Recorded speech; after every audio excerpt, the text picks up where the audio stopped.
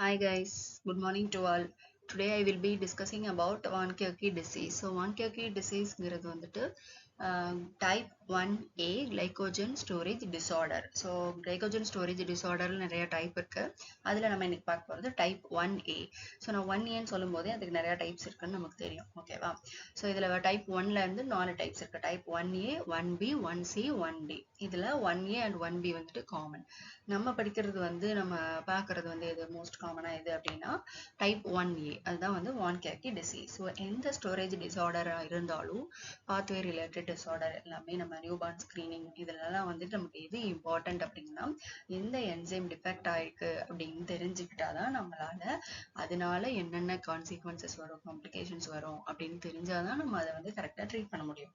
Okay, so இந்த வான்கேக்கி disease வந்து எந்த என்சைமால வருது, டிஃபெக்ட்னால வருது அப்படின்னா குளுக்கோஸ் 6 பாஸ்பேட்டேஸ். ஸோ நீங்க வந்து வான்கேக்கி டிசீஸ்னாலே உங்களுக்கு என்ன ஞாபகம் வரணும்? குளுக்கோஸ் 6 பாஸ்பேட்டேஸ் ஞாபகம் வரணும்.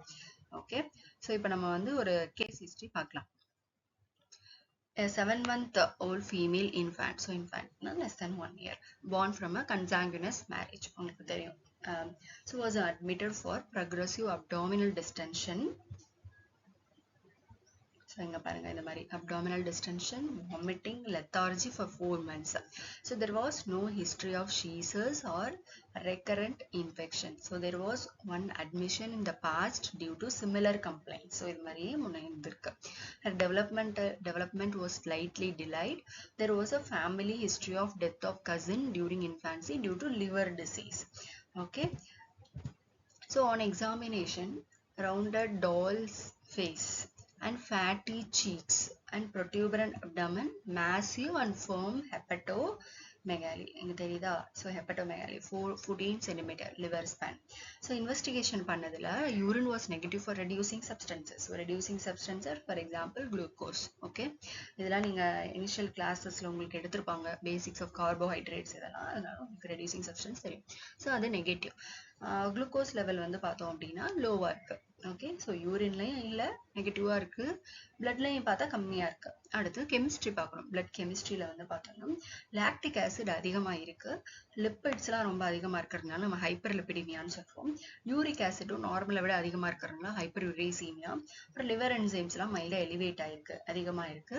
Creatine kinase levels normal. And ABG எடுத்து பார்க்கறதுல high anion gap, metabolic acidosis. So ஏபிஜிலாம் நான் உங்களுக்கு நெக்ஸ்ட் கிளாஸ்ல சொல்றேன், உங்களுக்கு போக போக you can understand. Okay, so இன்னைக்கு கிளாஸோட ஸ்பெசிஃபிக் லேர்னிங் அப்ஜெக்டிவ் என்னன்னா, த எண்ட் ஆஃப் த கிளாஸ்ல வந்து you should be able to explain the biochemical basis of von Gierke disease. So biochemical basis தெரிஞ்சாதான் வந்து உங்களால ட்ரீட் பண்ண முடியும். சரியா? ஸோ ஃபர்ஸ்ட் நான் சொன்ன மாதிரி குளுக்கோஸ் 6 பாஸ்பேட்டேஸ்ங்கிறது வந்துட்டு ரொம்ப இம்பார்ட்டன்ட். ஸோ இந்த குளுக்கோஸ் 6 பாஸ்பேட்டேஸ் இருக்குல்ல, இது வந்து எங்க முக்கியமா இருக்கும் அப்படின்னா, இங்க ஃபர்ஸ்ட் பார்த்துருப்பீங்க கார்போஹைட்ரேட் மெட்டபாலிசம்ல. ஃபர்ஸ்ட் எடுத்தோடனே நம்ம கிளைகோலைசிஸ் பத்தி படிப்போம், அதுக்கப்புறமா குளுக்கோனியோஜெனசிஸ் பத்தி படிப்போம். சரியா? ஸோ அந்த குளுக்கோனியோஜெனசிஸ்னா என்னது? புதுசா குளுக்கோஸை வந்துட்டு ஃபார்ம் பண்றது. அதாவது அதுதான் குளுக்கோ நியோஜெனசிஸ். நியோனா நியோ குளுக்கோஸ். கிளைகோலைசிஸ்னா ஆல்ரெடி இருக்கிறத வந்து நம்ம பிரேக் டவுன் பண்ணி நம்ம யூட்டிலைஸ் பண்ணிக்கிறது செல்ஸ் வந்து. ஓகேவா? ஸோ இப்போ இந்த குளுக்கோஸ் 6 பாஸ்பேட்டேஸ் எதில் இருக்குன்னா குளுக்கோனியோஜெனசிஸ்க்கு ஹெல்ப் பண்ணுது. ஓகேவா? ஸோ இப்போ இந்த குளுக்கோஸ் 6 பாஸ்பேட் வந்துட்டு என்ன பண்ணும் அப்படின்னா, இது ஆக்டிவ் ஆகுறதுக்கு, அதாவது அதுலேருந்து நமக்கு குளுக்கோஸ் உருவாகிறதுக்கு அதுக்கு ஒரு என்சைம் தேவைப்படும்ல. ஸோ எந்த ப்ராடக்ட் எது வந்து குளுக்கோஸா மாறும் அப்படின்னா, குளுக்கோஸ் 6 பாஸ்பேட் வந்து குளுக்கோஸ் 6 பாஸ்பேட்டேஸ்ங்கிற என்சைம் மூலமா குளுக்கோஸா மாறும். அப்பதான் நமக்கு வந்து குளுக்கோஸ் கிடைக்கும். சரியா? ஸோ இப்போ இந்த குளுக்கோஸ் 6 பாஸ்பேட் குளுக்கோஸா மாறுறதுக்கு அது எங்க போகணும்? அந்த என்சைம் எங்க இருக்கோ அங்கே தானே போகணும். ஸோ இந்த குளுக்கோஸ் 6 பாஸ்பேட்டேஸ் எங்க இருக்கு அப்படின்னா, எண்டோபிளாஸ்மிக் ரெட்டிகுலமோட லியூமன்ல இருக்கு. ஓகேவா? ஸோ அதனால இந்த குளுக்கோஸ் 6 பாஸ்பேட் நம்ம வந்து எப்போ ஃபாஸ்டிங்ல இருக்கோம், அந்த மாதிரி நமக்கு எப்போ குளுக்கோஸ் தேவைப்படுதோ அப்போ குளுக்கோஸ் உற்பத்தி செய்யணும்ல. வெளியேந்து நம்ம குளுக்கோஸ் இல்லாதப்போ நம்ம பாடி என்ன பண்ணும், உள்ள இருக்கிற குளுக்கோஸை வந்து டைம் பீயிங்கு யூட்டிலைஸ் பண்ணிக்கும். ஓகேவா, அதான் குளுக்கோனியோஜெனிசிஸ் வருது. ஸோ இப்போ என்ன பண்ணுது, இந்த குளுக்கோஸ் 6-பாஸ்பேட் வந்துட்டு இதுக்கு உள்ள போகணும், எண்டோபிளாஸ்மிக் ரெட்டிகுலம்ல போனாதான் அங்க வந்து இந்த என்சைம் இருக்கு, குளுக்கோஸ் 6-பாஸ்பேட்டேஸ் என்சைம் இருக்கு, அது மூலமா அது குளுக்கோஸா மாறி திரும்ப வெளியே வந்து செல்ஸ்லாம் யூட்டிலைஸ் பண்ணிக்கும். ஓகேவா. ஸோ இப்போ வந்து எந்த ஒரு இதுனாலும் சரி, இப்போ ஒரு இந்த குளுக்கோஸ் 6-பாஸ்பேட் உள்ள போகணும்னா அதுக்கு ஒரு டிரான்ஸ்போர்ட்டர் வந்துட்டு தேவைப்படுது. அதுதான் வந்து இது டிரான்ஸ்லோகேஸ் டைப் 1. ஓகே, ஸோ இந்த டைப் 1 அது வந்து G6PT1 சொல்றாங்க. அது ஜீன் வந்து SLC37A4. ஸோ இது மூலமா இது உள்ள போயிட்டு இங்க வந்து இந்த இதுல லியூமினல் சைட்ல இந்த குளுக்கோஸ் 6-பாஸ்பேட்டேஸ் என்சைம் இருக்கு, அந்த என்சைம் மூலமா இது குளுக்கோஸா மாறிடுச்சு, glucose and inorganic phosphate. So இந்த குளுக்கோஸ் என்ன பண்ணுது அப்படின்னா இந்த டைப் 2, இது டைப் 1, இது டைப் 2 டிரான்ஸ்லோகேஸ் மூலமா வெளியே வந்து இந்த இன்ஆர்கானிக் பாஸ்பேட் இருக்கு இல்லையா, இது வந்து டைப் 3 மூலமா வெளியே வந்துருது. ஓகேவா, அதுக்கப்புறம் அது எதுக்கு தேவையோ அதுல யூஸ் ஆகிக்குது. இவ்வளவுதான் வந்து குளுக்கோஸ் 6-பாஸ்பேட்டேஸ் என்சைமோட வந்துட்டு டைப்ஸ். இப்போ நம்ம வந்து என்ன, இப்போ டைப் 1 டிரான்ஸ்லோகேஸ் டைப் 1 பார்த்தோம்ல, டிரான்ஸ்லோகேஸோட டைப் 1 அதுல வந்து டிஃபெக்ட் மியூட்டேஷன், அந்த ஜீன்ல மியூட்டேஷன் வரும்போது தான் நமக்கு என்ன வருது, வான் கியர்கிஸ் டிசீஸ் வருது. அதுதான் மோஸ்ட் காமன். அடுத்து biochemical basis of glycogen storage disease type 1A. So இது நம்ம பார்க்கறதுக்கு வந்து கொஞ்சம் காம்ப்ளிகேட்டடாக இருக்க மாதிரி தான் இருக்கும். நீங்கள் இதை வந்து புரிஞ்சு படிச்சீங்க அப்படின்னா வந்துட்டு இதை கனெக்ட் பண்ணி படிக்கணும். எல்லாமே கார்போஹைட்ரேட், லிப்பிட், ப்ரோட்டீன்லாம் நம்ம லிங்க் பண்ணி படித்தோம் அப்படின்னா ரொம்ப ஈஸி பயோகெமிஸ்ட்ரி. ஓகேவா. ஸோ இப்போ நான் என்ன சொன்னேன், இப்போ நான் வந்து ஃபாஸ்டிங்கில் இருக்கேன், எனக்கு குளுக்கோஸ் தேவைப்படுது, அந்த மாதிரி இருக்க சுச்சுவேஷனில் இப்போ நம்ம குளுக்கோஸ் 6-பாஸ்பேட் இருக்குல்ல, அதுதானே குளுக்கோஸாக மாறணும் நமக்கு. ஆனால் இங்க என்ன ஆகுது அப்படின்னா குளுக்கோஸ் 6-பாஸ்பேட்டேஸ் என்சைம் நம்ம கிட்ட இல்ல, டிஃபெக்டா இருக்கு அந்த வான் கியர்கி டிசீஸ் இருக்கிறவங்களுக்கு. அப்ப அவங்களுக்கு எப்படி கிடைக்கும், குளுக்கோஸ் கிடைக்காது. அதனால அந்த பேஷண்ட் ஃபர்ஸ்ட் என்ன வரும், என்ன சிம்டம் வரும், என்ன ரிலேட்டடா சிம்டம்ஸ் வரும், ஹைப்போகிளைசீமியா. அது என்ன சொல்றாங்க, ஃபாஸ்டிங் ஹைப்போகிளைசீமியா. ஓகே, ஸோ இந்த குளுக்கோஸ் 6-பாஸ்பேட் வந்துட்டு குளுக்கோஸ் 6-பாஸ்பேட்டேஸ் என்சைம் இல்லாததுனால குளுக்கோஸா கன்வெர்ட் ஆக முடியல. ஸோ அந்த பேஷண்ட்டுக்கு என்ன இருக்கும், ஃபர்ஸ்ட் ஃபாஸ்டிங் ஹைப்போகிளைசீமியா. ஸோ இப்போ இது என்ன ஆகுது, இது கன்வெர்ட் ஆக முடியல, அப்போ குளுக்கோஸ் 6-பாஸ்பேட் என்ன ஆகும், சைட்டோபிளாசம்லயே அக்குமுலேட் ஆயிடும். ஸோ ஒரு விஷயம் நம்ம பாடியில வந்துட்டு அக்குமுலேட் ஆச்சுன்னா என்ன ஆகும் தெரியுமா, அது வந்து வேற வேற டைரக்ஷன்ல போய் வேற விதமா யூட்டிலைஸ் ஆகிக்க பார்க்கும். ஸோ வேற இதுக்கு சேனல் ஆகும். ஸோ இந்த குளுக்கோஸ் 6-பாஸ்பேட் அக்குமுலேட் ஆனது ஃபர்ஸ்ட் என்ன பண்ணுது, கிளைகோலைசிஸ்க்கு போகுது. கிளைகோலைசிஸ்க்கு போனோன்னே நம்ம அந்த பாத்வே நீங்க படிச்சிருந்தீங்கன்னா தெரியும், குளுக்கோஸ் 6-பாஸ்பேட் வந்து என்னவா கன்வெர்ட் ஆகும், டைஹைட்ராக்சி அசிட்டோன் பாஸ்பேட்டா கன்வெர்ட் ஆகும். திரும்ப அது அண்டர்கோஸ் கிளைகோலைசிஸ்க்கு போயிட்டு நமக்கு கிளைகோலைசிஸோட எண்ட் ப்ராடக்ட் தெரியும்ல, பைருவேட். ஸோ இந்த பைருவேட்டோட ஃபேட், இப்போ நீங்க இந்த பயோகெமிக்கல் பேசிஸ் இந்த இதை நீங்க நல்லா தெரிஞ்சுக்கிட்டீங்கனாலே டிஃப்ரெண்ட் டைப்ஸ் ஆஃப் கொஸ்டினுக்கு வந்துட்டு நீங்க ஆன்சர் பண்ண முடியும். ஃபேட் ஆஃப் பைருவேட் கேட்டாலும் ஆன்சர் பண்ண முடியும், ஃபேட் ஆஃப் அசிட்டைல் கோயே கேட்டாலும் ஆன்சர் பண்ண முடியும். ஓகேவா. ஸோ இப்போ நம்ம இங்க பார்ப்போம், இது வந்து பைருவேட்டா கிளைகோலைசிஸ்ல இருந்து வந்துருச்சு. ஸோ இந்த பைருவேட் என்ன பண்ணுது, இது வந்து நமக்கு அசிட்டைல் கோயாவா மாறும், நமக்கு தெரியும்ல. அடுத்து கிளைகோலைசிஸ்ல பைருவேட் வந்ததுக்கு அப்புறம் என்ன ஆகும்னு, அசிட்டைல் கோயாவா மாறும்.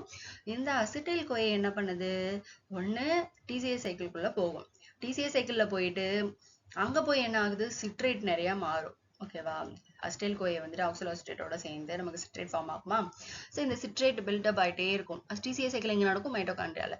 பில்டப் ஆனோன்னா என்ன ஆகும் அப்படின்னா திரும்ப அந்த சிட்ரேட் வந்துட்டு அதிகமா பில்டப் ஆகுறதுனால இது வந்து மைட்டோகாண்ட்ரியால இருந்து வெளியே வந்துடும் சைட்டோபிளாசம்க்கு. வந்த உடனே சிட்ரேட் வந்துட்டு மேடப் ஆஃப் ஆக்சோலோஅசிட்டேட் அண்ட் அசிட்டைல் கோயே ரெண்டும் சேர்ந்து தானே ஃபார்ம் ஆகுது. இப்போ இந்த சிட்ரேட் லையேஸ்ங்கிற என்சைம் மூலமா இது ரெண்டும் தனித்தனியா பிரிஞ்சிருது, ஆக்சோலோஅசிட்டேட் அண்ட் அசிட்டைல் கோயே. ஸோ இப்போ இந்த அசிட்டைல் கோயே எங்க போகுது அப்படின்னா, இந்த அசிட்டைல் கோயே தான் வந்துட்டு பார்த்தோம்னா building blocks for fatty acid synthesis. ஓகேவா. ஸோ இந்த ஃபேட்டி ஆசிட் சிந்தசிஸ்க்கும் கொலஸ்ட்ரால் சிந்தசிஸ்க்கும் போயிடுது. ஓகே. ஸோ இப்போ நம்ம என்ன, இந்த ஃபேட்டி ஆசிட்ஸ்லாம் என்ன பண்ணுது அப்படின்னா கிளிசரால் 3-பாஸ்பேட்டோட சேர்ந்து நமக்கு ட்ரைகிளிசரைடு, அது அந்த ட்ரைகிளிசரைடை எலிவேட் பண்ணி ஹைப்பர்லிபிடமியாவை காஸ் பண்ணுது. அதே மாதிரி தான் கொலஸ்ட்ராலும் வந்துட்டு ஃபேட்டி ஆசிட் அண்ட் எஸ்டரோட சேர்ந்து கொலஸ்ட்ரால் எஸ்டரை ஃபார்ம் பண்ணி ஹைப்பர்லிபிடமியாவை காஸ் பண்ணுது. இப்படிதான் அந்த பேஷண்ட்டுக்கு வந்துட்டு ஹைப்பர்லிபிடமியா வருது. இது வந்து one of the cause. Okay. So first நம்ம என்ன பார்த்தோம், ஃபாஸ்டிங் ஹைப்போகிளைசீமியா பார்த்தோம். ரெண்டாவது ஹைப்பர்லிபிடமியா, அதுவும் எப்படி வருதுன்னு தெரிஞ்சிருச்சு. ஸோ இது வந்து ஒரே ஒரு ஃபேட் அசிட்டைல் கோயை விட. வேற என்னவா மாறும் அசிட்டைல் கோயை அப்படின்னா, அது வந்து கீட்டோன் பாடி சிந்தசிஸ்க்கு தேவைப்படும். ஓகேவா. கீட்டோன் பாடிஸ் என்னென்ன உங்களுக்கு காமனா வைவால கேட்கறது இதுதான், what are ketone bodies. So primary ketone body எது, செகண்டரி கீட்டோன் பாடி எது, இதுதான் உங்களுக்கு வைவால கேட்பாங்க. ஓகேவா. மோஸ்ட் abundant எது அப்படின்னு கேட்பாங்க. ஸோ கீட்டோன் பாடிஸ்னாலே வந்துட்டு acetone, aceto acetate, beta hydroxy butyrate. இதில் மோஸ்ட் abundant வந்துட்டு பீட்டா ஹைட்ராக்சி பியூட்ரேட். ஓகேவா? ஸோ இந்த கீட்டோன் பாடிஸ்லாம் இருக்குல்ல, ஸோ இது அதிகமாகிறதுனால என்ன ஆகுது அப்படின்னா அசிடோசிஸ் வரும். அது மெட்டபாலிக் அசிடோசிஸ். ஸோ இது என்ன சொல்றோம்? கீட்டோன் பாடிஸ் காஸ் பண்றதுனால கீட்டோ அசிடோசிஸ். ஸோ இந்த பேஷண்ட்டுக்கு என்னென்ன இருக்கும்? Fasting hypoglycaemia, hyperlipidaemia, ketoacidosis. ஓகேவா? ஸோ இப்போ இந்த பார்ட்டை நம்ம முடிச்சாச்சு. So next fate of pyruvate பார்ப்போம். ஸோ பைருவேட் வேற என்னவா மாறும்? இது ஏரோபிக் கிளைகோலைசிஸ்ல நமக்கு பைருவேட் வருது. அனரோபிக்னும் போது என்ன ஆகும் அப்படின்னா லாக்டேட்டா கன்வெர்ட் ஆகுமா அதிகமா இருக்கிறது எல்லாம். அப்ப லாக்டேட் அதிகமானா என்ன பண்ணுவோம்? நம்ம பாடியில அது என்ன, இது ஆசிட் தானே. ஸோ அப்ப லாக்டிக் ஆசிட் அதிகமாகிறதுனால லாக்டிக் அசிடோசிஸ் வருது. ஸோ ஃபர்ஸ்ட் நம்ம என்ன பார்த்தோம்? ஃபாஸ்டிங் ஹைப்போகிளைசீமியா, ஹைப்பர்லிபிடீமியா, கீட்டோசிடோசிஸ், தென் லாக்டிக் அசிடோசிஸ். ஓகேவா? ஸோ 4 பார்த்தாச்சு எதனால வருதுன்னு.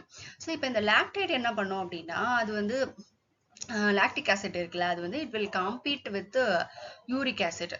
ஓகேவா? ஸோ எது எக்ஸ்கிரீட் ஆகுறதுன்னு சொல்லிட்டு அப்படி பார்த்தோம் அப்படின்னா நமக்கு என்ன ஆகும் அப்படின்னா யூரிக் ஆசிடோட கம்பீட் பண்றதுனால இந்த யூரிக் ஆசிட் நம்ம பாடியிலே வந்துட்டு ஸ்டே பண்ணிடும். எக்ஸ்கிரீட் ஆக முடியாம நமக்கு ஹைப்பர் யூரிசீமியா வருது. ஓகேவா? இது நீங்க வந்து ஃபார்மகாலஜில படிப்பீங்க. நிறைய ட்ரக்லயும் வந்துட்டு இந்த மாதிரி காம்படிஷன் வந்துட்டு காம்பீட் பண்றதுனால ஒண்ணு வந்து இன்க்ரீஸ் ஆகும். ஓகேவா? அது மாதிரி தான். ஸோ எப்போதுமே you should remember lactic acid compete with uric acid. ஓகேவா? காம்பீட் பண்றதுனால ஹைப்பர் யூரிசீமியா வருது. ஓகே. ஸோ இந்த ஹைப்பர்யூரிசீமியாவே என்ன காஸ் பண்ணும்? இந்த பேஷண்ட்டுக்கு என்ன மாதிரி சிம்டம்ஸ் வரும்? கவுட்டி ஆர்த்ரைட்டிஸ் லைக் சிம்டம்ஸ் வரும். ஸோ ஃபர்ஸ்ட் நம்ம என்ன பார்த்தோம்? Fasting hypoglycaemia, hyperlipidaemia, lactic acidosis, ketoacidosis and hyperuricaemia. So இந்த பார்ட் முடிஞ்சிருச்சு. அடுத்து ஸோ இந்த குளுக்கோஸ் 6 பாஸ்பேட் இருக்குல்ல, இது வந்து ஹெச்எம்பி பாத்வேக்கு வந்து பென்டோஸ் பாஸ்பேட் பாத்வேக்கு வந்துட்டு சேனல் ஆகும். ஓகேவா? அந்த பாத்வேல நமக்கு என்ன கிடைக்கும்? NADPH கிடைக்கும். ஸோ NADPH தான் வந்துட்டு நமக்கு வந்து நிறைய விஷயம் கொலஸ்ட்ரால் சிந்தசிஸ் அப்புறம் ஃபேட்டி ஆசிட் சிந்தசிஸ்க்குலாம் வந்துட்டு NADPH வந்துட்டு ரெக்வயர்ட். ஓகேவா? ஸோ அது மறுபடியும் இதுக்கெல்லாம் தேவைப்படுறதுனால என்ன ஆகுது மாதிரினா எகெயின் ஹைப்பர்லிபிடீமியா. ஸோ ஹைப்பர்லிபிடீமியாவுக்கு 2 காஸ் இருக்கு. இது ஒன்று, அடுத்து இது ஒன்று. அப்புறம் இது வந்து ரைபோஸ் 5 பாஸ்பேட்டோட சேர்ந்து PRPP வந்துட்டு பாஸ்போ ரைபோசில் பைரோபாஸ்பேட்டை வந்துட்டு ஃபார்ம் பண்ணும். இது என்னது? இது PRPP அப்படின்னா வந்துட்டு பியூரின் பயோசிந்தசிஸ்க்கும் பிரமிடின் பயோசிந்தசிஸ்க்கும் PRP வந்துட்டு தேவை. ஸோ இது பியூரின் சிந்தசிஸ்க்கு போகும்போது பியூரின் சிந்தசிஸ் அந்த பாத்வேயோட ப்ராடக்ட் வந்துட்டு என்ன அப்படின்னா uric acid. So uric acid வந்துட்டு அதிகமாகுதா, எகெயின் ஹைப்பர்யூரிசீமியா. ஸோ அதனால நமக்கு அந்த பேஷண்ட்க்கு என்ன வருது? கவுட்டி ஆர்த்ரைட்டிஸ் ஃபீச்சர்ஸ்லாம் வருது. ஓகேவா? ஸோ இப்போ உங்களுக்கு கொஞ்சம் புரிஞ்சிருக்கும்னு நினைக்கிறேன். உங்களுக்கு ஏதாவது டவுட்ஸ் இருந்துச்சுன்னா நீங்கள் கமெண்ட்ஸில் போடுங்க. ஓகே. ஸோ நீங்கள் கிளினிக்கல் ஃபீச்சர்ஸ்னு போடும்போது இதெல்லாமே இந்த ஒரு ஃப்ளோ சார்ட்டை வந்து புரிஞ்சு படிச்சுட்டு போட்டிங்கனாலே வந்து more then enough. Okay. Fasting hypoglycaemia, ketoacidosis, lactic acidosis, hyperlipidaemia, hyperuricaemia. அவ்வளோதான் பயோகெமிக்கல் பேசிஸ். ஓகே. இப்போ நம்ம பயோகெமிக்கல் பேசிஸ்லாம் பார்த்துட்டோம்ல. ஸோ இப்போ நீங்கள் இதை படிச்சிங்கன்னா உங்களுக்கு புரியும். So as I told before, urine was negative for reducing substance. So glucose 6 phosphate, glucose 6 phosphatase மூலமா குளுக்கோஸா கன்வெர்ட் ஆக முடியல. அதனால யூரின்ல நெகட்டிவ். பிளட்ல பார்த்தோம்னா லோவா தான் இருக்கு. ஸோ லாக்டிக் ஆசிட் ஏன் அதிகமா இருக்குன்னு பார்த்தோம், லிப்பிட்ஸ் ஏன் அதிகமா இருக்குன்னு பார்த்தோம், யூரிக் ஆசிட் அதிகமா இருக்குது ஏன்னு பார்த்தோம். ஓகேவா? அண்ட் ஏபிஜில high anion gap, metabolic acidosis, and ketoacidosis இதெல்லாம். ஸோ இப்போ இதில் வந்து பார்த்தோம்னா இந்த பேஷண்ட் என்ன மாதிரி சிம்டம்ஸ்லாம் வரும்னு பார்த்தோம். ஸோ இந்த ப்ரோக்ரெசிவ் அப்டமன் டிஸ்டென்ஷன் ஏன் வருது? ஹெப்படோமெகாலி, ரீனோமெகாலி. இது எதனால வருதுன்னா அது வந்து அந்த கிளைகோஜன் அந்த குளுக்கோஸ் 6 பாஸ்பேட் வந்துட்டு இருக்குல்ல, அது வந்து அக்குமுலேட் ஆகுறதுனால வந்துட்டு நம்ம ஹெப்படோமெகாலி, ரீனோமெகாலிலாம் வந்துட்டு வருது. ஓகே. அவ்வளோதான். ஸோ ட்ரீட்மெண்ட் வந்துட்டு நம்ம சிம்டமேட்டிக் ட்ரீட்மெண்ட் தான் வந்து பண்ணணும். ஒன் மோர் திங், இந்த ஹைப்பர்லிபிடீமியா இருக்கிறதுனால இந்த பேஷண்ட்டுக்கு வந்துட்டு ஜாந்தோலஸ்மா அந்த மாதிரி இதெல்லாம் வந்துட்டு ஸ்கின் லீஷன்ஸ்லாம் வந்துட்டு வரலாம். ஓகேவா? ஸோ ட்ரீட்மெண்ட் வந்து பார்த்தோன்னா எப்படி நம்ம கொடுப்போம்? இந்த லிப்பிடை கம்மி பண்ணுறதுக்கு, அப்புறம் ஹைப்பர்யூரிசீமியான யூரிக் ஆசிட்க்கு அல்லோபியூரினால், இதெல்லாம் நீங்கள் நெக்ஸ்ட் இயர் ஃபார்மகாலஜியில் படிப்பீங்க. ஸோ இப்போ இதில் வந்து வான்கேக்கி டிசீஸ் வந்துட்டு ஷார்ட் நோட்டில் இந்த மாதிரி கேட்டாங்கன்னா எந்த என்சைம் டிஃபெக்ட்னு கண்டிப்பாக எழுதணும். எக்ஸ்ட்ராவாக டைப்ஸ்லாம் எழுதிங்கன்னா you will get more marks. And clinical features biochemical basis எழுதிட்டு அதுக்கப்புறம் கிளினிக்கல் ஃபீச்சர்ஸ் எப்படி ப்ரெசென்ட் ஆவாங்க, அதை எப்படி நீங்கள் டயக்னோஸ் இன்வெஸ்டிகேட் பண்ணுவீங்க, அதுக்கப்புறம் அந்த ட்ரீட்மெண்ட் வந்து சிம்டமேட்டிக் ட்ரீட்மெண்ட். அவ்வளோதான். Okay, any doubt you can ask in comment. Thank you all.